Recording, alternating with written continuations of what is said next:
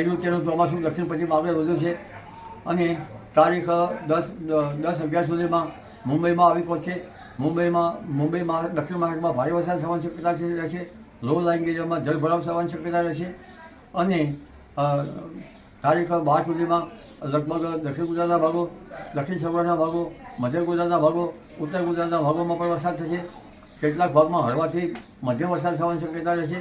પણ ઉલ્લેખનીય છે કે તારીખ 21મીએ એક ડીપ ડિપ્રેશન બંગાળ સાગરમાં એ અરસાની આજુબાજુ બનશે. અરબ સાગરમાં પણ લો પ્રેશર બનશે અને દેશના ભિન્ન ભાગોમાં જમીની ભાગમાં પણ લો પ્રેશર બનશે. ગંગા જમનાના મેદાની વિસ્તારોમાં પણ લો પ્રેશર બનશે.